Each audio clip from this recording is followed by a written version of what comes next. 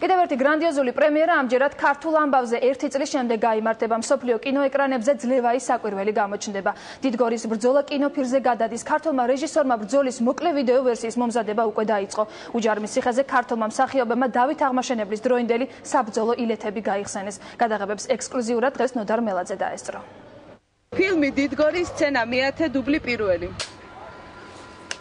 1021 წლის 12 აგვისტო ჰოლივუდის ობიექტივში დიდგორის ბრძოლის სცენებს 899 წლის შემდეგ გააცოცხლებენ. სანამ ამერიკული კინოკომპანიები ძლევაი საკვირველის ეკრანიზაციის საბოლოო გადაწყვეტილებას მიიღებენ, დიდგორის ბრძოლის ისტორიის მოკლე ვიდეო ვარიანტს გაეცნობიან. სცენები, რომელსაც ახლა იღებენ 7 წუთიან სადემონსტრაციო ვიდეორგოლში მოხდება და ამერიკაში გაეგზავნება. ეს იმისთვის, რომ კონტინენტს მიიღმა ქართული ისტორია და ისტორიული ბრძოლის ემოციები უკეთ აღიქვან. დღეს ჩვენ ვიღებთ პატარა სცენას, 7 წუთიან სცენას, რომელიც არის ჩვენი დიდი ფილმის დიდგორის მცირე ნაწილი. და ეს სცენა ეხება ქართველ მეტყევეს, რომელიც არის ასევე თავგანწირულთა რაზმის ერთ-ერთი წევრი, რომლის სოფელზე ხდება სელჩუკთა თავდასხმა. ეს მეტყევე შეიტყობს ამის შესახებ და მიდის მისი ცოლ-შვილის გამოსახსნელად უჯარმის ციხეზე. გამოვიდა. წავიდა. დიდგორის ბრძოლის სადემონსტრაციო კინოვერსიაში ქართული მსახიობები მონაწილეობენ. წინასწარ იციან, რომ ძლევაი საკვირველის მასშტაბური კინოეკრანიზაციის დროს მათ ჰოლივუდელები შეცვლიან. ახლა მოლაპარაკებები ტროას გმირებთან მიმდინარეობს. თითქმის გადაწყვეტილია, რომ დავით აღმაშენებლის როლს ერიკ ბანა განასახიერებს. ჰექტორის როლის შემსრულებელმა მსახიობმა ქართველი მეფის ამპლუის მორგებაზე თანხმობა უკვე განაცხადა. მიუხედავად იმისა, რომ ეს დემო ვერსიაა, ჩვენ მაქსიმალურად ვიხარჯებით 100%-ზე მეტი დანახარჯი მიდის ენერგიის, იმიტომ რომ ეს ძალიან მნიშვნელოვანია. მნიშვნელოვანია იმით, რომ მოვაწონოთ მაყურებელს, ფართო მასებს, ჰოლივუდს, რომ გადაწყვიტოს ამ ფილმის გადაღება. ძალიან რთულია სიცხეში თამაში, მით უმეტეს ესეთი ენერგიის ხარჯვა, მით უმეტეს ამერწმუნეთ, რომ ძალიან მიახლოებული არის რეალურ საბრძოლო ვითარებას ჩვენი სცენა. ფარების დაჯახება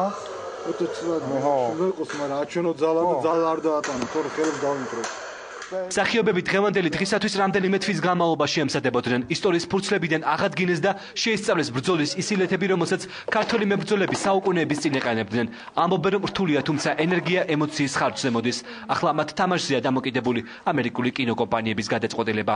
მიახლოებულია რეალურ საბრძოლო ხელოვნებასთან, იმიტომ რომ ეს არის ისტორიული ილეთები, თუ შეიძლება ასე ითქვას, რომელიც ხრიდოლის ფედერაციაში ეს ააღორძინეს, ასე ვთქვათ, და ეხლა თაობებზე გადადის ამის სწავლება. მართალია ცხოვრებაში არ გამოიყენება, მაგრამ ახლო ბრძოლაში, ჩართულ ბრძოლაში, ხელჩართულ ბრძოლაში სავსებით შესაძლებელია ამის გამოყენება. 7 წუთიანი დემო ვერსიის გადასაღებად რეჟისორი ნიკა ხომასურიძეს 48 საათი აქვს. გადაღებები დღეს დილის 6 საათიდან დაიწყო. იღებენ შესვენების გარეშე. გადასაღებ მოედანზე წუთიც კი დიდი დროა.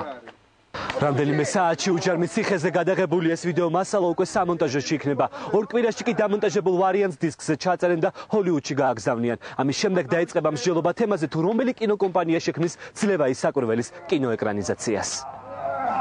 უჯარმის ციხეზე გაცოცხლებული სცენის შემდეგ ერთი მეტყევის ოჯახის ისტორიის გადაღებები უკვე დასავლეთ საქართველოში გაგრძელდება. მასშტაბური სცენები, ქართული ბუნების სილამაზე და ქართული ხასიათი. ეს ის სამი კომპონენტია, რომლის ჩვენებასაც რეჟისორი 7 წუთიან კლიპში შეეცდება.